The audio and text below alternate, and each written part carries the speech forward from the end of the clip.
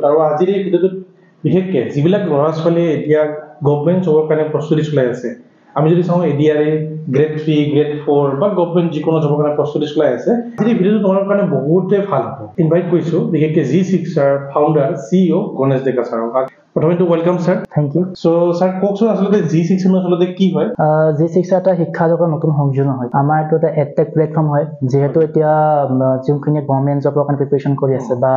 Academic লাইনত চাব যাওঁ ক্লাছ 8 9 10 11 12 তাৰে বহুতো এনেকুৱা আছে যে তেওঁলোকে অফলাইন কোচিং কৰিব নোৱাৰে বা টিউচন ক্লাছ ল'ব নোৱাৰে। বহুতৰে কি হয়, যোনটো অফলাইনৰ যোনটো ফিজ হয় বহুত বেছি হয়, তাৰমানে এফৰ্ড কৰিব নোৱাৰে। বহুতৰে আপোনাৰ এনেকুৱা হয় যে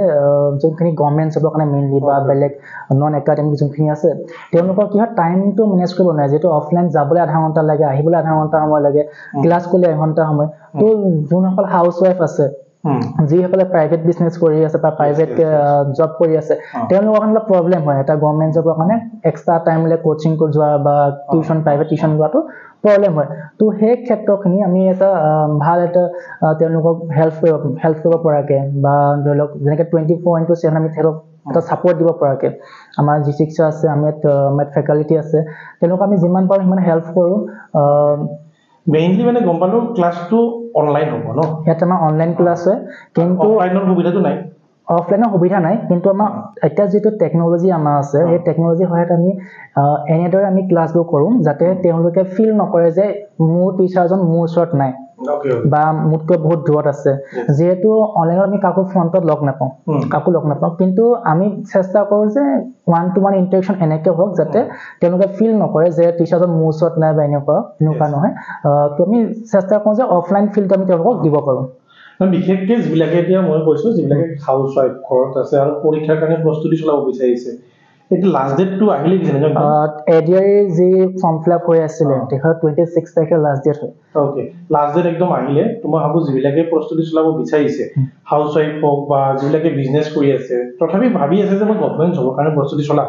আৰু ভাবি আছে এনেকুৱা কি এটা বেষ্ট প্লেটফৰ্ম হ'ব য'ত মানে জড়িত হ'লে সিহঁতে ভালদৰে নিজৰ যি প্ৰস্তুতি তাক অকণমান আৰু পাৰফৰ্মেঞ্চ ৱাইজ নিব পাৰিব, আগবঢ়াই নিব পাৰিব। চ' এইটো যদি আমি চাওঁ অনলাইনৰ ক্ষেত্ৰত এনেকুৱাতো বহুত প্লেটফৰ্ম আছে আমাৰ বিশেষকৈ অসমত দেখা পাওঁ। মানে নামবিলাক ক'ব নিবিচৰা নাই, প্ৰত্যেকৰে এইবিলাক যিহেতু বেলেগ বেলেগ নিজৰ কোম্পানীজ কিছুমান আছে, প্লেটফৰ্ম আছে। চ' G6নো কিয় জড়িত হ'ব? অন্য প্লেটফৰ্মত কি এইটো G6 কিয় ডিফাৰেঞ্চ? সেইখিনি যদি আপোনাৰ অডিয়েঞ্চক অকণমান কয়। চাওক, মই কৈছোঁ কি হয়, অনলাইন কোচিং বুলি ক'লে কোচিং চেণ্টাৰটো বাদেই দিছোঁ, ইউটিউবটো এটা অনলাইন কোচিং হয়। ইউটিউবতে আমি সকলো ভিডিঅ' পোৱা যায়। আমি চাওঁ মানে তাতে ভালকে পঢ়িব বিচাৰোঁ, ইউটিউবতো পোৱা যাব। কিন্তু মই ইউটিউবত নপঢ়ি আমি এটা পেইড কোৰ্চত গৈছোঁ, আমি কাৰোবাক এটা মিনিমাম এটা ফিজ আমি যাৰ পৰা দিছোঁ। আমি কিয় গৈছোঁ তালৈ? আমিতো অকল ক্লাছটোৰ কাৰণে যোৱা নাই। ক্লাছটোৰ কাৰণে যোৱা হ'লে আমি ইউটিউবত পাই গ'লোহেঁতেন। তাৰ মানে আমাক গাইডেঞ্চ লাগে, আমাক এনেকুৱা এজন মানুহ লাগে বা এনেকুৱা এজন ফেকাল্টি বা এজন গাইডেঞ্চ হিচাপে আমাক লাগে, যিয়ে নেকি আমাক আমি জিঅ'ত বা যিহঁতে আছোঁ, মানে কোনোবাই 10% চিলেবাছ কমপ্লিট কৰিছে, কোনোবাই 20%, কোনোবাই ষ্টাৰ্ট নাই কৰা 0 হৈ আছে। তো সেইজনক আমি এক্সাম হললৈ কেনেকৈ লৈ যাওঁ? তেওঁ যিখন এক্সাম পেপাৰ আহিব সেইখন কেনেকৈ তেখেতে কৰিব? এক্সাম হলত যোৱাৰ আগত কেনেকৈ ভয়টো নাইকিয়া হ'ব যে মই এখন পেপাৰ কৰিম? যোনটো ৰুট মেপ হয়, যোনটো ষ্ট্ৰেটেজি হয়, কোনে বনাই দিব? কোনে ক'ব যে এডিআৰএ কোনখিনি পঢ়িব লাগে, কোনখিনি পঢ়িব নালাগে? যিহেতু আমি এতিয়া এক্সামৰ কাৰণে যেতিয়া পঢ়িব যাওঁ, এতিয়া যিটো ফৰ্ম ফিল আপ হৈ গৈছে 26 লাষ্ট ডেট, তাৰমানে বহুত কম সময়ৰ ভিতৰত আমাৰ এক্সামো কণ্ডাক্ট কৰা হ'ব। তো ইমান কম সময়ৰ ভিতৰত কেনেকৈ পঢ়িব? মানে এতিয়া চব মই যে ক'ব যাওঁ যে কোনোবাই যে 2 বছৰ 3 বছৰ প্লেনিং লৈছে, তাৰপিছত ভাবিছে যে মই এডিআৰএ এক্সাম দিওঁ, তেনেহ'লে তেখেতৰ কাৰণে ইউটিউবটোৱে চাফিচিয়েণ্ট হ'ব। কাৰণ তেখেতে নিজে এক্সপেৰিমেণ্ট কৰিব পাৰিব যে মই কোনটো পঢ়িলে ভাল, কোনটো নপঢ়িলে ভাল। কিন্তু এতিয়া সেইবোৰ কৰাৰ সময় নাই। এতিয়া আমি এক্সামৰ কাৰণে পঢ়িব লাগে, আমাৰ এটা গভৰ্ণমেণ্ট জব লাগে। তো তেনে ক্ষেত্ৰত কোনোবা এক্সপাৰ্ট মানুহৰ ওচৰত যোৱা, যোনে নেকি আমাক গাইডেঞ্চ দিব পাৰে, তেনেকুৱা তাত যোৱা বহুত দৰকাৰ হয়। G6 এইটো কৰে। G6 পৃথক এই কাৰণে যে আমি বেলেগৰ নিচিনাকৈ বা মই কোৱা নাই নাম, কিন্তু অকল কোৰ্চটো দি পিনি বা চিলেবাছটো কমপ্লিট কৰি পিনি আমি আঁতৰি নিদিওঁ। আমি এক্সাম হলত যোৱালৈকে থাকোঁ, ৰিভিজন কেনেকৈ কৰিব লাগে, কোনটো পঢ়িব লাগে। G6 এনেকুৱা প্লেটফৰ্ম হৈ চাগে অসমত, যোনে নেকি জইনিং কৰা ডেটৰ দিনাখনে ক'ব পাৰিলে তুমি কোনদিনাখন কোনটো টপিক পঢ়িবা। ঠিক আছে, তো সেনেকুৱা ধৰণে আমি আগবাঢ়োঁ। ষ্টুডেণ্টবিলাকে যিবিলাকে কেণ্ডিডেটে ভাবি আছে যে মই কোনটো প্লেটফৰ্মত যাম, যে মই XY যে কোনোবা এটা প্লেটফৰ্মত যাম নে G6 আহিম, তেতিয়াহ'লে সেইবিলাকৰ কাৰণে কৈছোঁ ছাৰৰ লগত কথা পাতিব পাৰে, যে ভাবিছে যে মই এতিয়া চিৰিয়াছলি যদি প্ৰস্তুতি চলাম। আৰু এতিয়া ছাৰে এটা কথা একদম ক্লিয়াৰলি কথা কৈছে, যদি যিবিলাকে পঢ়িম বুলি ভাবি ইউটিউবতে ঢেৰ সাৰা মেটেৰিয়েল চলি আছেই মানে ইউটিউবৰ পৰা পঢ়িব পাৰে কিন্তু যে ভাবিছে যে নিজৰ যেটো পঢ়াৰ ষ্টাডিটো পাৰফৰমেন্স আৰু অকমান আগবঢ়াই নিব বিচাৰে তেতিয়াহলে জি6ৰ লগত জি6 হওক বা মই ওৱান টু ওৱান গাইড দিব বুলি কৈছে আপুনি ডাউট ক্লিয়াৰিং সেশন দিব বুলি কৈছে তাৰ পিছত মাইন্ড মেপ এই ডাউট ক্লিয়াৰিং সেশনটো আসলে কি হয় অকমান কওকচোন মানে সব এতিয়া অনলাইন যেতিয়া কোনোবা ষ্টুডেন্টে এনৰোল কৰি পিনে আহি যায় কোৰ্সটোৰ ভিতৰত যেটো টিচাৰক লগ নাপায় ডাউট সুধিব লাগে যে কাৰণ এটা টপিক পঢ়ালে হয়তো বহুতে বুজি নাপাব পাৰে মানে বস্তুটো বুজি পাইছো যে এতিয়া যে যদি কিবা ডাউট থাকি যায় মানে পঢ়াৰ পিছতো কিবা এটা জানিব লাগে থাকিলে তাৰ কাৰণে এটা সেশন এক্সট্ৰা থাকিব আমাৰ যদি ডাউট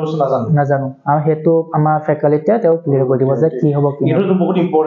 ইম্পৰ্টেন্ট হয় আৰু আমাৰ এনেকুৱা মানে কি আমাৰ 24/7 যেতিয়া টিচাৰ ফোন কৰি সুধিব পাৰিব এইটো সুবিধা আছে ডাইৰেক্টলি কল কৰিব পাৰিব সুধিব পাৰিব বা মোলৈ যে কল কৰে যে মোক এইটো লাগে এইটো মই বুজি নাপাওঁ তো ময়ো তেখেতক টিচাৰৰ লগত কন্টাক্ট কৰাই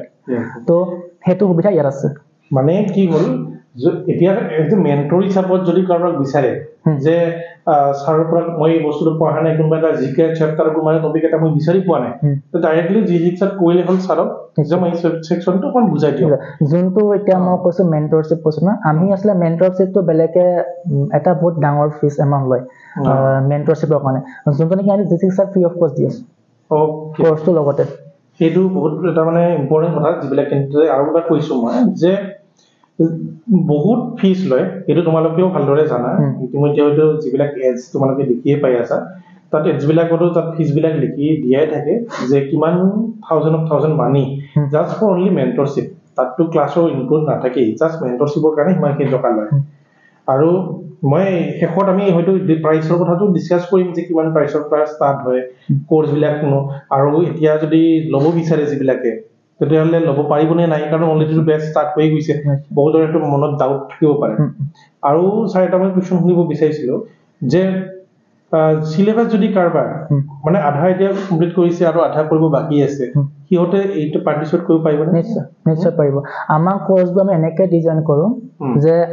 আমি নাজানো যে আমাৰ 10টা বা 100টা ল'ৰা আছে আমি গম নাপাওঁ যে কোনে কিমান পঢ়িছে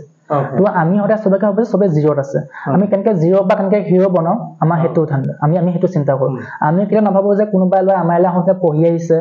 আধা সিলেবাস কমপ্লিট কৰিছে 60% 70% কমপ্লিট কৰিছে আমি চিন্তা নকৰো আমি বহুত জোন আহিছে জিৰো পৰা আহিছে আমি তাক জিৰো পৰা উঠাব লাগে আৰু তাক হিৰো বনাব লাগে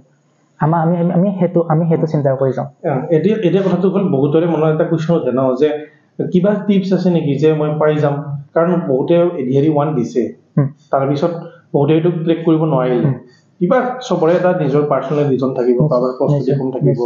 হয়তো সেইখিনি সময়ত কিবা এটা কাৰোবাৰ অসুখ হৈছিলে এনেকা বিভিন্ন ধৰণৰ ৰিজন থাকিয়ে যায় কিন্তু এডিআৰিটো যাতে এইবাৰ টাইমটো মিছ নকৰে যে সেনেকুৱা কিবা টিপছ আছে নেকি যে জিকিখন কভাৰ কৰাৰ কাৰণে হওক বা কোনোবা সাবজেক্ট এটা কভাৰ কৰাৰ কাৰণে সিলেবাস খিনি কভাৰ কাৰণে কিবা ক'ব পাৰিব লাগে বিশেষকৈ নিশ্চয় আছে মানে কম টাইমত আমি কেনেকৈ পঢ়িম কেনেকৈ সিলেবাসটো কভাৰ কৰিম আৰু যোনখিনি পঢ়িম সেইখিনি কেনেকৈ এক্সাম হললৈকে লৈ যাম